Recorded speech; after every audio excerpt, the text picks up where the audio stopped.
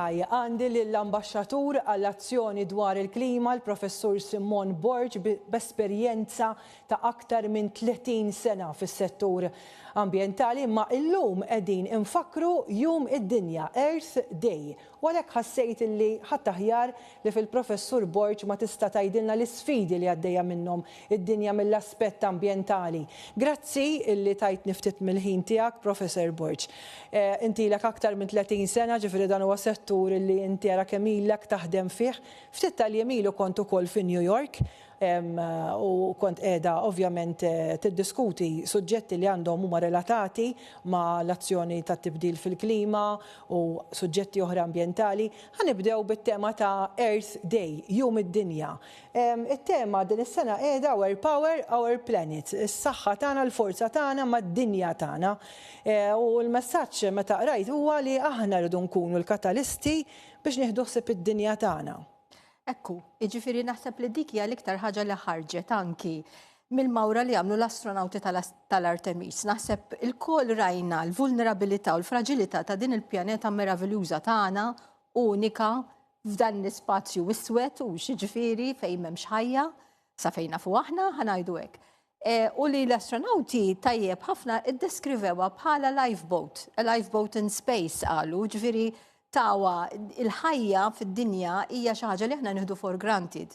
Immuma li ħarġu minna setgħu jaraw il-meravilja tagħha għalfejn daqshekk speċjali.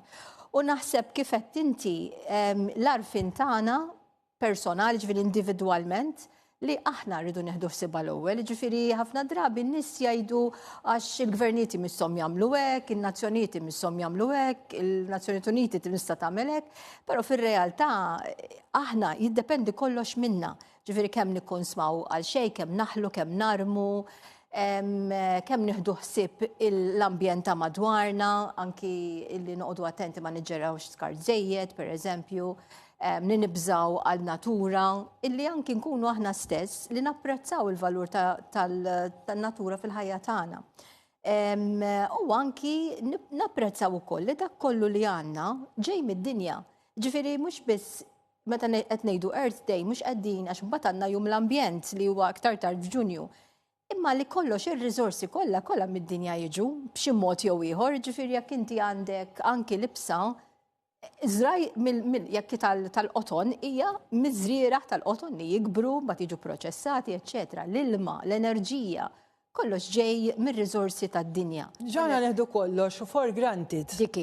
U vera sewwa tajt, ġifieri anke jiena ġieli ngħidu hija għax il-pajjiż u għax il-pajjiż huwa jiena wkoll. Ġifieri jekk mhux ħansegwi jekk hemm jien naf mqar riċiklar tal-iskart, jekk mhux ħanoqgħod attenta ħankun jien ukoll qed nikkawża dannu lid-dinja li jien u familti qegħdin jgħixu fiha. X'inhuma bħala inti ara x'esperjenza għandek, inti lettur ukoll università, ara kemm sifirt fisem pajjiżna bħala l-Ambaxxatur għat-tibdil tal-klima, l-azzjoni anzi dwar il-klima, x'inhuma l-aktar affarijiet bħalissa din is-sena li qed tgħid li hemm bżonn urġenza ta' aktar azzjoni, x'huma l-aktar affarijiet li tarhom jinkwetawk?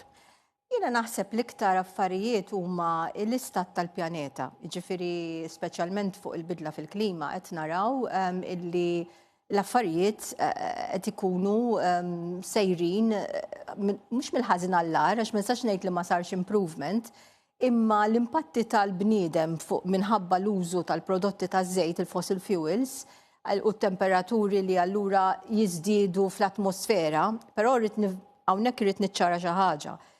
Ma jfissirx illi meta inti għandek il-bidla fil-klima dejjem ħajkollok ħafna sħana, jista' jkollok estremitajiet oħra, kif rajna anki Malta din is-sena. Vera, dak għaliex jiena ħadtilhom ħassejt ħafna iktar bart u l-ġakketta li tipproteġini mix-xita żgur qatt ma lbista sa. Daqs dis-sena. Mela x'qed jiġri?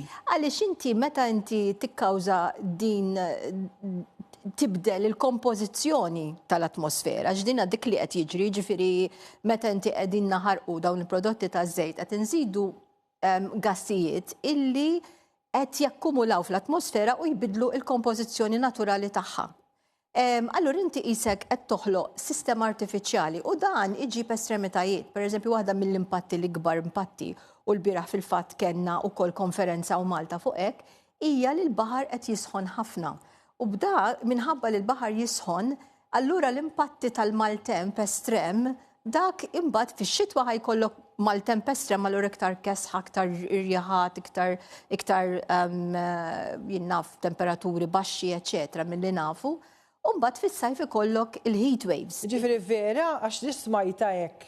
Tkun qed titkellem jien naf imqarf ħanut tal-merċa sajpatti jilna fis-sajf, imma ħanismaħħa minn għandek. Vera possibbli li se jkollna sajf iktar kiefer issa? L-estremitajiet tat-temp qed dejjem isiru xi ħaġa frekwenti. U l-estremitajiet tat-temp huma wieħed mill-impatti tal-bidla fil-klima skont kif jgħidu x-xjenzjati. Ġifieri, allura aħna qegħdin naraw anki impatti ambjentali, pereżempju fil-Mediterran qegħdin naraw dan it-tip ta' maltemp illi ma kienx daqshekk karatteristika tar-reġjun tagħna.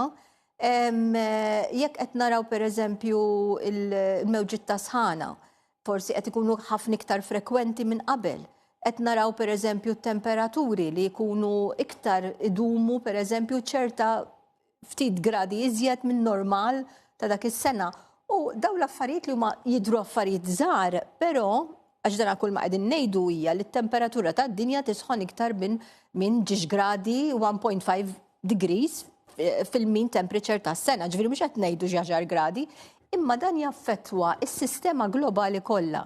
Waħda mill-affarijiet l-iktar li jaffettwa u di ħarġet il-bieraħ bħala breaking news, pereżempju l-kurrenti tal-oċeani li inti meta inti għandek bidla fis-sistema il-baħar qed jisħon ma jibqax daqshekk, il-kurrenti ma jibqgħux daqshekk qawwijin biex wieħed jispjega l-affarijiet naqra iktar sempliċi u dak iġib miegħu ħafna impatti kemm ta' maltemp imma anki pereżempju ma jqassamx is-sħana tad-dinja b'mod regolari kif jagħmel is-soltu l-oċean.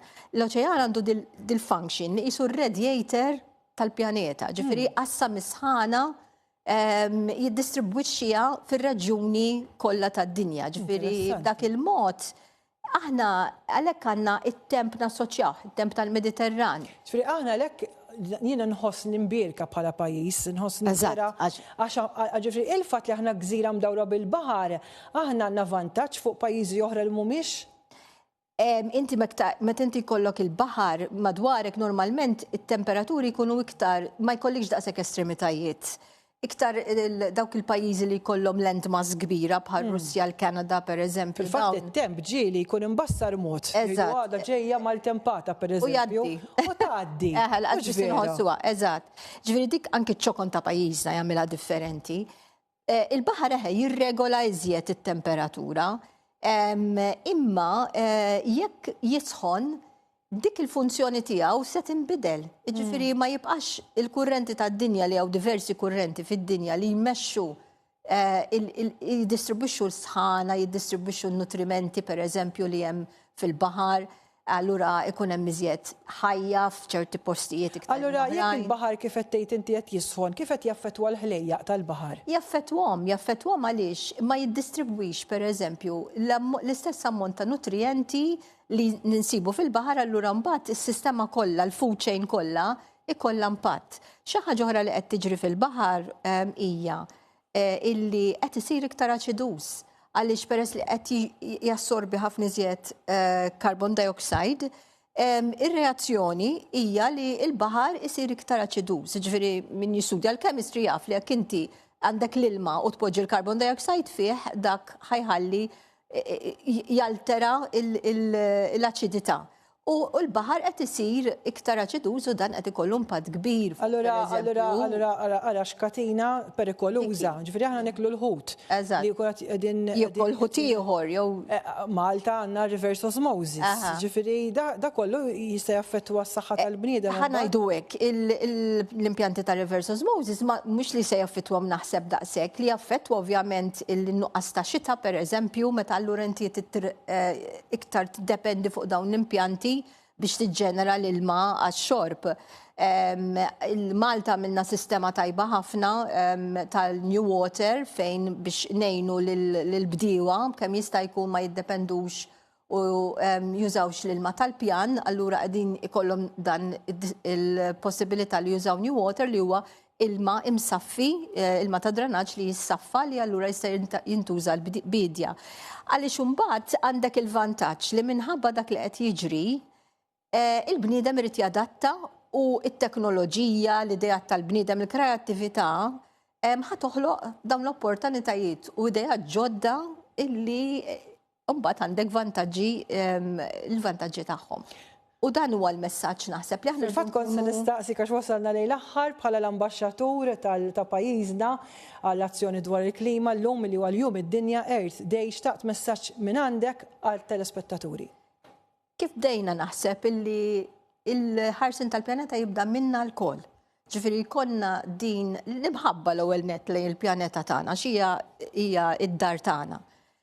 Imma anki r-rispett leha biex nużawha tajjeb u napprezzaw li dak kollu li nużaw, li niklu, li nilbsu, anki dak li għandna, anki l-mobiles per eżempju, taf kif, dan huwa kollu ġej mill-pjaneta u allura dan is-sens ta' gratitudni leha, allura nibżaw għaliha iżjed f'kull azzjoni li aħna nieħdu.